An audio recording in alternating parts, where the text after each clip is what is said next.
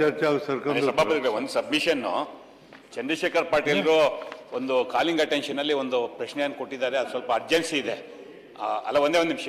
ಅದು ಅವರ ವಿಧಾನ ಪರಿಷತ್ತಿನ ಸದಸ್ಯರ ಹಕ್ಕುಗಳ ಉಲ್ಲಂಘನೆ ಬಗ್ಗೆ ಅವರು ಒಂದು ಪ್ರಸ್ತಾಪ ಮಾಡಿ ಒಂದು ಕಾಲಿಂಗ್ ಅಟೆನ್ಷನ್ ಕೊಟ್ಟಿದ್ದಾರೆ. ಮತ್ತೆ ನಾನೊಂದು ನನ್ನ ಹಕ್ಕುಬದ್ಧತೆ ಉಲ್ಲಂಘನೆ ಆಗಿರೋ ಬಗ್ಗೆ ನಾನೊಂದು ತಮಗೆ ಒಂದು ಮನವಿಯನ್ನು ಕೊಟ್ಟಿದ್ದೇನೆ. ದಯಮಾಡಿ ಅಲ್ಲ, ನಾಳೆ ಕಳಿಸಿನಿ, ಅವ್ರ ಸಂಬಂಧಪಟ್ಟ ಕಾರ್ಯದರ್ಶಿ ಕಳಿಸಿನಿ. ಆಯ್ತು, ನೋಡಿ ಹೇಳ್ತೀನಿ ನಿಮಗೆ. ಆಗ್ಬೋದು. ಏನು ಸಭಾಪತಿ ಭಾಷಣ ಇಲ್ಲ, ಕುತ್ಕೊಳ್ಳಿ. ನಾ ಇಲ್ಲಿ ಕರಿತೀನಿ ಸರ್. ನಾನು ಎಲ್ಲಿ ಕರಿತೀನಿ? ನಾ ಇಲ್ಲಿ ಬಹಳ ಪ್ರಕಾರ ಕರಿತೀನಿ. ಡಿ.ಟಿ. ಶ್ರೀನಿವಾಸ್ ಗವರ್ನರ್ ಅಡ್ರೆಸ್ ಮೇಲೆ ಅವಕಾಶ ಇಲ್ಲಿ ಸೀರಿಯಲ್ ಪ್ರಕಾರ ಕೊಡ್ತೀನಿ. ಅವಕಾಶಕ್ಕಾಗಿ ನಂಬರ್ ಕೆಳಗೈತಿ. ಧನ್ಯವಾದಗಳನ್ನು ಹೇಳ್ತಾ, ಇವತ್ತು ಏನು ನಾವು ಹಿಂದೆ ಸದನವನ್ನು 2-3 ದಿವಸ ಒಂದಷ್ಟು ವಿಚಾರಗಳಿಗೆ ಯಾವುದೇ ಚರ್ಚೆ ಇಲ್ದಿರ ನಮ್ಮಲ್ಲೇ ಮಾತಾಡಿಕೊಂಡು ರಾಜ್ಯಕ್ಕೆ ಒಂದು ಕೆಟ್ಟ ಸಂದೇಶವನ್ನು ಕೊಟ್ಟಿದ್ದಾಗಿದೆ. ಆದರೆ 22 ಜನವರಿ 15 ನಿಮಿಷ ಟೈಮ್ ಕೊಡ್ತೀನಿ. 5 ನಿಮಿಷದ ಬೆಲ್ ಮಾಡ್ತೀನಿ. ನಾ ಬೆಲ್ ಮಾಡಿದ ನಂತರ 2ನೇ ಬೆಲ್ಲಿಗೆ ಬಂದ್ ಮಾಡಬೇಕು. 1 ನಿಮಿಷ ಹೋಯ್ತು. ಈಗ 4:15ಗೆ ಮುಖ್ಯಮಂತ್ರಿ ಬಂದು ಉತ್ತರ ಕೊಡ್ತಾರೆ. 1:33 ಮೇಲೆ ಎಲ್ಲ ಮುಗಿಬೇಕು. 15 ಟೈಮ್ ಕೊಡ್ತೀನಿ. 22 ಜನವರಿ 2020 ಕೇಳಪ್ಪ. 10 ನಿಮಿಷ ಆದ ನಂತರ ಬೆಲ್ ಕೊಡ್ತೀನಿ. ಅಂದ್ರೆ 4 ನಿಮಿಷ ಇರ್ತದೆ. 15 ನಿಮಿಷ ಮುಗಿಸ್ಬೇಕು. ಧನ್ಯವಾದಗಳು ಸಭಾಪತಿ ಅವರಿಗೆ. 22 ಜನವರಿ 2021 ಘನವೆತ್ತ ರಾಜ್ಯಪಾಲರು ಜಂಟಿ ಅಧಿವೇಶನ ಉದ್ದೇಶಿಸಿ ಕರ್ನಾಟಕ ಸರ್ಕಾರ ಪ್ರಗತಿ ಮತ್ತು ಆರ್ಥಿಕ ಸಬಲತೆಯತ್ತ ಸಾಗುತ್ತಿದೆ ಎಂದು ರಾಜ್ಯಪಾಲರು ತಿಳಿಸಿದ್ದು, ಅವರ ಭಾಷಣಕ್ಕೆ ಅವರ ಮಾತುಗಳಿಗೆ ಕೃತಜ್ಞತೆಯನ್ನು ಹೇಳ್ತಾ, 1ನೇ ನಿರ್ಣಯದ ಮೇಲೆ ಒಂದು 2-3 ವಿಚಾರಗಳನ್ನು ಮಾತಾಡೋಕ್ಕೆ ಇಷ್ಟಪಡ್ತೇನೆ. ಇವತ್ತು ಕರ್ನಾಟಕ ರಾಜ್ಯದಲ್ಲಿ ಈಗಾಗಲೇ 2.25 ವರ್ಷ ಪೂರೈಸಿರ್ತಕ್ಕಂಥ ಕಾಂಗ್ರೆಸ್ ಸರ್ಕಾರ ಒಂದು ಕಡೆ ಪ್ರಾದೇಶಿಕ ಅಭಿವೃದ್ಧಿ ಜೊತೆಗೆ ಅಸಮತೋಲನವನ್ನು ತೊಡೆಯಲು, ಆರ್ಥಿಕ ಸಬಲತೆಗೋಸ್ಕರವಾಗಿ ಸಾಮಾಜಿಕ ನ್ಯಾಯದಡಿಯಲ್ಲಿ ಸಮಾಜದಲ್ಲಿ ತುಳಿತಕ್ಕೆ ಒಳಗಾದಂಥ ಸಮಾಜಗಳು ಮತ್ತು ಹೆಣ್ಣು ಮಕ್ಕಳ ಆರ್ಥಿಕ ಸಬಲೀಕರಣಕ್ಕೋಸ್ಕರವಾಗಿ ಸರ್ಕಾರವು ಸಾಮಾಜಿಕ ನ್ಯಾಯ, ಹಣಕಾಸಿನ ಶಿಸ್ತು, ಪ್ರಾದೇಶಿಕ ನ್ಯಾಯ, ಜನಸ್ನೇಹಿ ಆಡಳಿತ, ಕಾನೂನು ಸುವ್ಯವಸ್ಥೆ ಮುಂತಾದವುಗಳಲ್ಲಿ ಅಭೂತಪೂರ್ವ ಸಾಧನೆಯನ್ನು ಮಾಡಿರುವುದು ನಮ್ಮೆಲ್ಲರ ಗಮನಕ್ಕೆ ಬಂದಿದೆ. ಆದರೆ ಇವತ್ತು ನಾವು ಪೊಲೀಸ್ ವ್ಯವಸ್ಥೆಯಲ್ಲಿ ಆಗ್ತಿರ್ತಕ್ಕಂಥ ಬದಲಾವಣೆಗಳನ್ನು ಸಹ ಕಾಣ್ಬೋದು. ಪಂಚಾಯತ್ ರಾಜ್ ವ್ಯವಸ್ಥೆಯನ್ನು ಹಿಂದೆ ರಾಜಸ್ಥಾನ, ಆಂಧ್ರ ಪ್ರದೇಶದಲ್ಲಿ ತಂದಂಥ ಸಂದರ್ಭದಲ್ಲಿ ಕರ್ನಾಟಕದಲ್ಲಿ 2015ರಲ್ಲಿ ಮನಮೋಹನ್ ಸಿಂಗ್ ಅವರ ಸರ್ಕಾರ ಇದ್ದಂಥ ಸಂದರ್ಭದಲ್ಲಿ ಏನು ಗ್ರಾಮಗಳು ಅಂದರೆ ಗಾಂಧೀಜಿಯವರ ಕನಸಿಗೆ ಪೂರಕವಾಗಿ ಗ್ರಾಮಗಳು ಸ್ವತಂತ್ರವಾದ ಸ್ವಾಯತ್ತವಾದ ಘಟಕವಾಗಬೇಕು, ಗ್ರಾಮಗಳು ನಾಶವಾದಲ್ಲಿ ಭಾರತವು ನಾಶವಾಗುತ್ತೆ ಅನ್ನೋ ಪರಿಕಲ್ಪನೆ ಮೇರೆಗೆ ದುಡಿಯುವ ಹಕ್ಕನ್ನು ತಂದು ಆವತ್ತು ನಮ್ಮ ಮನ್ರೇಗವನ್ನು ಸ್ಥಾಪಿಸಿ, ಮನ್ರೇಗಾ ಮುಖಾಂತರ ಇವತ್ತು ಗ್ರಾಮಗಳಲ್ಲಿ ಅವರವರ ಕೆಲಸಗಳನ್ನು ಮಾಡ್ಕೊಳ್ತಾ, ಜೊತೆಯಲ್ಲಿ ಯಾರೂ ಹಸಿವಿನಿಂದ ಬಳಲಬಾರದು ಅಂತೇಳಿ ತಿಳಿದಂಥ ಸರ್ಕಾರ, ಕೇಂದ್ರ ಸರ್ಕಾರದ ಪಾಲು 90, ರಾಜ್ಯ ಸರ್ಕಾರದ ಪಾಲು 10ನೊಂದಿಗೆ ಆವತ್ತು ಪ್ರತಿಯೊಬ್ಬರಿಗೂ ಕೆಲಸ ಸಿಗುವಂಥ ಒಂದು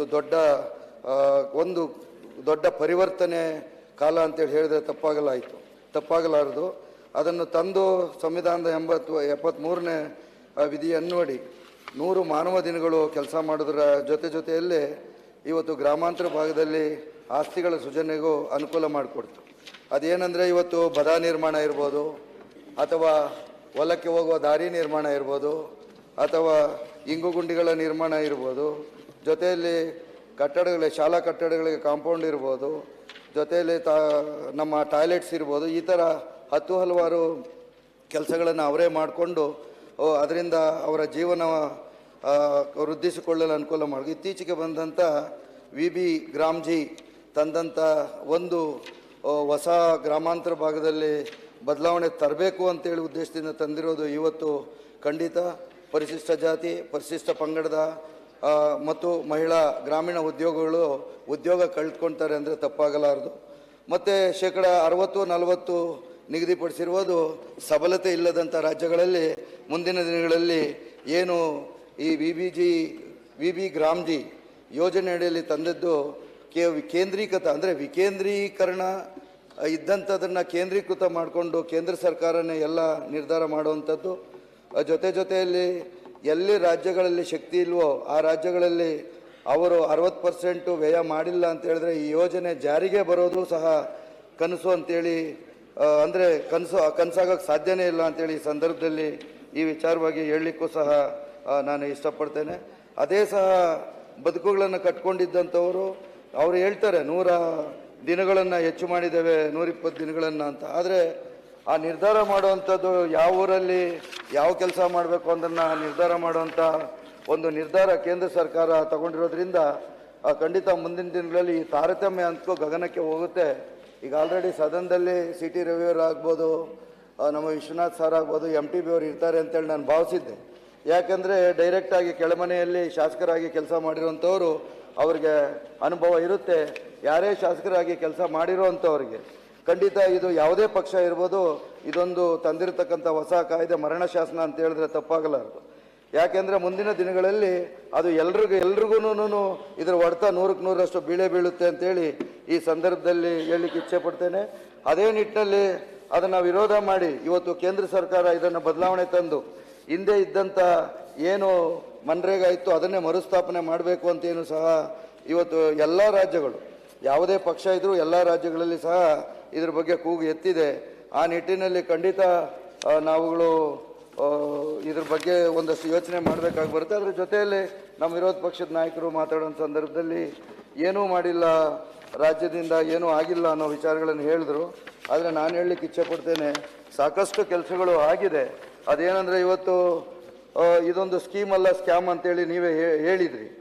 ಆದರೆ ಡಿಸೆಂಟ್ರಲೈಸೇಷನ್ ಆಫ್ ದಿ ಪವರ್ನ ಸೆಂಟ್ರಲೈಸ್ ಮಾಡಿಕೊಂಡ್ರೆ ಅದು ಯಾವುದೇ ಕಾರಣಕ್ಕೂ ನೀವು ಹೇಳಿದ ಸರಿಯೇ, ಅದು ಸ್ಕೀಮ್ ಅಲ್ಲ ಸ್ಕ್ಯಾಮೇ ಆಗುತ್ತೆ. ಯಾಕಂದರೆ ನಿರ್ಧಾರ ಮಾಡುವಂಥ ಹಕ್ಕು ಗ್ರಾಮಾಂತರ ಭಾಗದ ಜನರು ಕಳ್ಕೊಂಡಂಥ ಸಂದರ್ಭದಲ್ಲಿ ಯಾರೋ ಏಕ ವ್ಯಕ್ತಿ ಎಲ್ಲೋ ನಿಂತ್ಕೊಂಡು ನಿರ್ಧಾರ ಮಾಡಿದಾಗ ಖಂಡಿತ ನಿಮ್ಮ ಹೇಳಿಕೆ ಸರಿ ಅನಿಸುತ್ತೆ. ಯಾಕಂದರೆ ಇದು ಸ್ಕೀಮ್ ಅಲ್ಲ ಸ್ಕ್ಯಾಮ್ ಅಂತ ಹೇಳ್ಬಿಟ್ಟು. ಅದೇ ನಿಟ್ಟಿನಲ್ಲಿ ಯಾರಿಗೂ ಅನ್ಯಾಯವಾಗಿಲ್ಲ, ವ್ಯವಸ್ಥೆಯನ್ನು ಗಟ್ಟಿಗೊಳಿಸಲಾಗಿದೆ ಎಂಬ ತಪ್ಪು ಕಲ್ಪನೆ ಅಂತೇಳಿ ಹೇಳ್ತಿದ್ರಿ ನೀವು. ಅದು ತಪ್ಪು. ಯಾಕಂದರೆ ಇದು ಕಾರ್ಯಗತವಾಗೋಕ್ಕೆ ಸಾಧ್ಯನೇ ಇಲ್ಲ. ಇದು ಬುಡಮೇಲಾಗುತ್ತೆ. ಸಾಧಕ ಬಾಧಕಗಳನ್ನು ನಾವು ಮುಂದಿನ ದಿನಗಳಲ್ಲಿ ಮಾತ್ರ ಹೇಳಲಿಕ್ಕೆ ಸಾಧ್ಯವಾಗುತ್ತೆ. ಯಾಕಂದರೆ ಈಗ ತಾನೇ ಬಂದಿರುವಂಥ ಈ ಕಾಯ್ದೆ SCP TSP ರಾಷ್ಟ್ರದಲ್ಲಿ ತಂದು ಇವತ್ತು ಬೇರೆ ಯಾವುದೇ ರಾಜ್ಯಗಳಲ್ಲಿ ಇಲ್ಲ.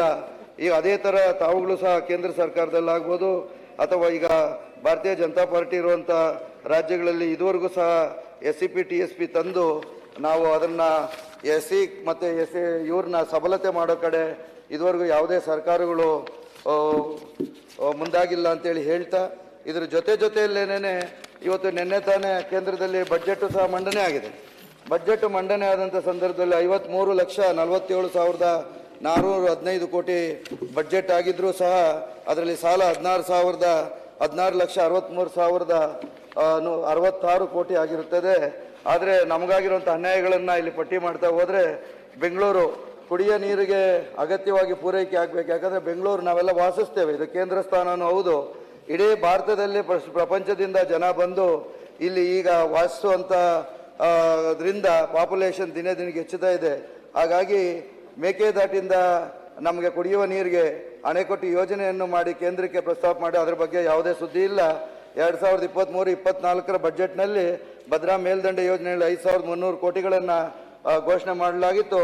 26-27 ಬಜೆಟ್ನಲ್ಲಿ ಅದು ಒಂದು ಬಿಡುಗಾಸು ಸಹ ಇಲ್ಲ, ಅದರ ಪ್ರಸ್ತಾವನೆ ಇಲ್ಲ. ಉತ್ತರ ಕರ್ನಾಟಕದ ಜನರು ಕುಡಿಯೋ ನೀರಿಗೆ ಈಗಾಗಲೇ ಕಳಸಾ ಬಂಡೂರಿ ಯೋಜನೆ ಬಗ್ಗೆ ಪ್ರಸ್ತಾಪ ಇತ್ತು. ಈ ಭಾಗದ ಜನರಿಗೆ ಅನ್ಯಾಯ ಎಸಗಿದೆ, ಅದ್ರ ಬಗ್ಗೆನೂ ಸುದ್ದಿ ಇಲ್ಲ. 15ನೇ ಹಣಕಾಸು ಯೋಜನೆ ಅಡಿಯಲ್ಲಿ ಕರ್ನಾಟಕ ನೀಡಬೇಕಾದ ಬಾಕಿ ಹಣ 15,539 ಕೋಟಿಗಳು ಬಿಡುಗಡೆ ಮಾಡೋದ್ರ ಬಗ್ಗೆ ಕರ್ನಾಟಕ ಒಂದು ಉಂಡೆನಾಮ ಇಟ್ಟಿದ್ದಾರೆ. 2025ರಲ್ಲಿ ಕೇಂದ್ರ ಸರ್ಕಾರ GST ಬದಲಾವಣೆ ಮಾಡಿದ್ರಿಂದ GST ಇಲ್ಲಾದಂಥ 5,000 ಕೋಟಿ ನಷ್ಟವಾಗಿದೆ. ಆದರೆ ವಾರ್ಷಿಕವಾಗಿ ತೆರಿಗೆ 10,000ದಿಂದ 15,000 ಕೋಟಿಗಳು ಸರಿದೂಗಿಸಲು ಇದ್ರ ಬಗ್ಗೆ ಯಾವುದೇ ಅನುದಾನ ನೀಡ್ತೀವಿ ಅಂತೇಳಿ ಹೇಳಲಿಲ್ಲ. 2019ರಲ್ಲಿ ಜಾರಿಯಾದ ಜಲ್ ಜೀವನ್ ಮಿಷನ್ಗೆ ಖರ್ಚು ಮಾಡಿದ್ದು 24,598 ಕೋಟಿಗಳು ರಾಜ್ಯ ಸರ್ಕಾರ ಮಾಡಿದರೆ, ಆದರೆ ಕೇಂದ್ರ ಸರ್ಕಾರ 11,700 86 ಕೋಟಿ ಬಿಡುಗಡೆ ಮಾಡಿದ್ದು